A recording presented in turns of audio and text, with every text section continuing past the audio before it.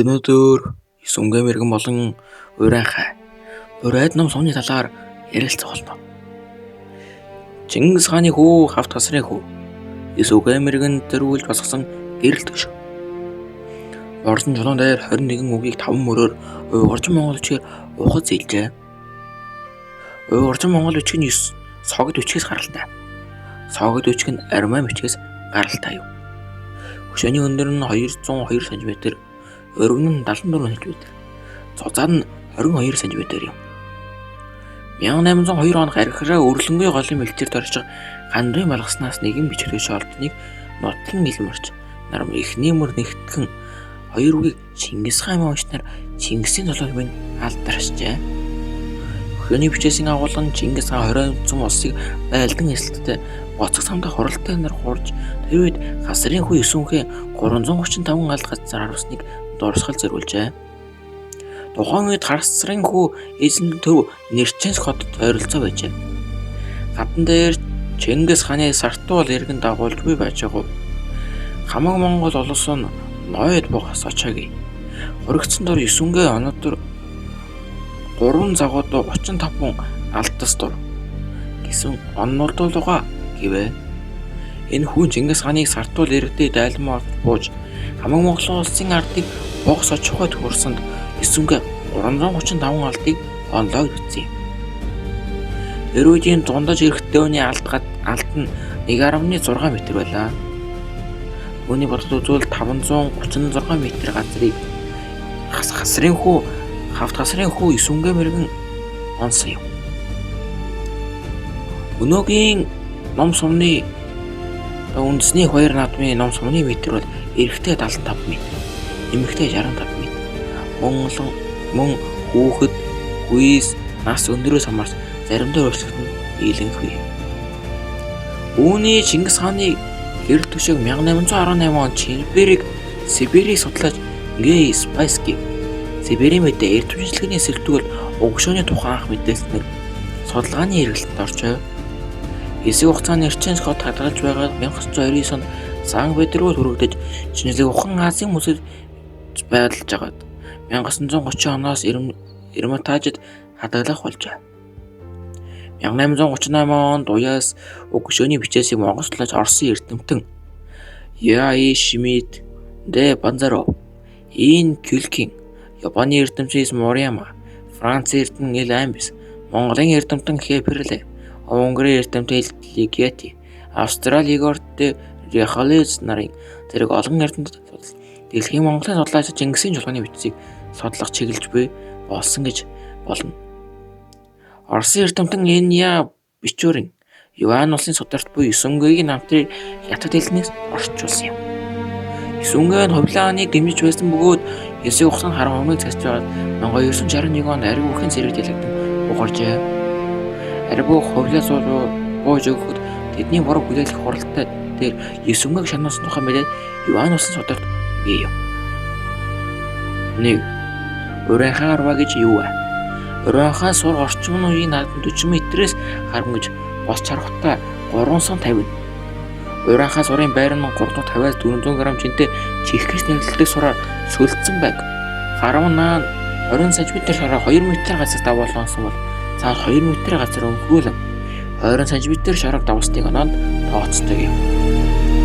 Харин бороо тарван бороо харван манжууд үүссэн гэдэг өгөө 180 жилийн түүхтэй хэлцдэг.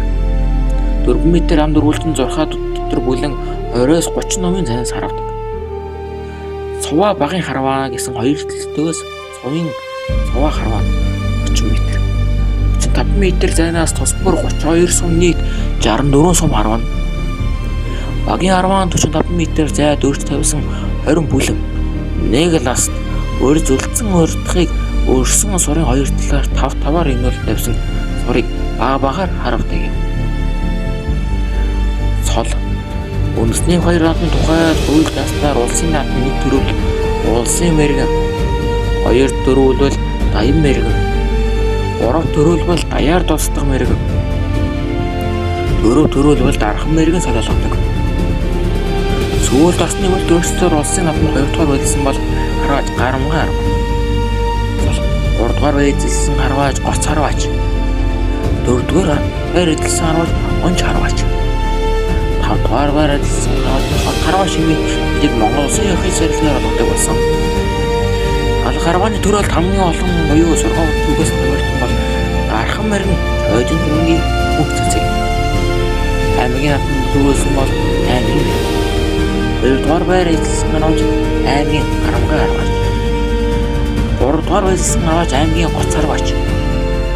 4-р байр эзэлсэн харуулж аймгийн Онц харваач. 5-р байр эзэлсэн харуулж аймгийн Тод харваач болов.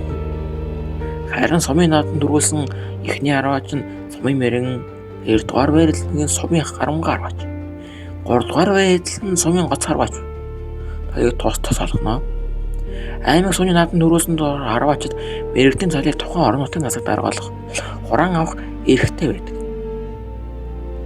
Харин одоо бид хагуун Чингисийн чулууны бичгийн талаар илүү дэлгэрэнгүй ярьж өгье. Чингисийн чулууны бичгийг уугарчин монголчууд үлдээсэн хамгийн эртний санал юм. Эдүгээ Оросын Санкт Петербург хотын алдар Эрмэнтад үндэд талгалж буй гэрэлтний чулууны бичээс юм. Монголчууд 20 зам улсыг байлдан дагуулan аяндаас босгохдоо эрчил мөрний эрэгт их Монгол улсын оюутны гуралтан өргөн дэлгэр хуримнаар хийсэн аж. Гуралтын үеэр өсөнгөө. Мэргэн 335 алд газар бай харам онжээ. Түүний энэхүү голсон мэргэн харамсан алдрыг дуурсан хөшөөл орсгол босгоно хажмуу Чингисийн чулууны бичиг хэмээн алдарсан билээ. Ингэж нэрлэх болсон учир гэвэл Жэсэн тэргүүнд Чингис хааны нэрийг мөрний итгэн бичсэн байдалтай холбоотой. Чингис хааны нэрийг дээр мөрнөөс Исүнгэ мэргэний нэрийг арай доороос босоод үгээ түүний доод төвшинглэн эцэн 13 дугаар зууны ихэнх үед Монголын албан бичгийн голоос болох мөр тэтгэн бичгийн зарим хэдийн хэвшсэн тоогдсон байсныг ингэрчлэн. Бичээс Исүнгэ бич мэргэний гайхалтай ол харгаж мэргэн осон тухай өгүүлэхэд бол судалгааны бүтээлд Исүнгийн чулууны вик их болжээ. Гэрэлт жог 1224-өөс 1225-ны үед босгосон гэж судлаачид үздэг. Энэ түүхийн дуртал газрыг Оросын түүх Сибирийн судлаач Григорий Спасский Монголын эзэнт гүрний үед Исүнгийн сууж аасан Архираа хотын дүүрээс алсан бөгөөд Сибирский Вестник сэтгүүлийг 1811 онд анх тайлбар бичжээ. Улмаар 5 мөр 21 үхий гэрт өршөө нэрчүүгийн чулууны үйлдвэрт хөрвж 1832-нд нэрчүүгийн чулууны үйлдвэр Петербург хотоос олон гэрэлэн үзүүлжээ. Хатан дээр мөн дээр дуусан Чингис хаан сартугал дайлан мордож бууж хамгаа Монголын улсыг ардыг уугс очиход хурсан Исүнгэ 335 оноодыг бичсэн байлаа. Исүнгэ мэсэг нь эцэг хасар их Монгол улсыг байгуулахад онцгой аяа бүтээсэн бөгөөд түүний Харамгай жанжин мэрэгэн харваач эгнэшгүй хүчнийг тэмдэглэн үндэжээ. Уалбай Монголын насны өөлөн их хасар нь хав хүч эрдэнэт тул хаарч гарсны харан оруулах бүлгөө ойлон артны онцтой оруулах бүлгөө хэмээн 244-р зүйлдээ хэмээн хасар улмынхан ундаас хамгийн алдартай түүний орыг залган сүүсэн 2 дахь хүн Исүнгэ билээ. Харин 1930-нд хүртэл Монголын эрд түмний актив Ишмид багш Ванч Бэд орж Илчүлгийн Исмүрэми Чэ дамжин сүрэн Ишбира хар хүрт дэс жамсран жав бээрэнч нар янз бүрээр уншиж тайлбарласан байна. Дараагийн сэдвээр та бүхэнд ном сумын түүх, ном сумын төрөл, ном сумын дүрм цолыг илүү дэлгэрэнгүй судлахыг та бүхэнд уриалж байна. Баярлалаа.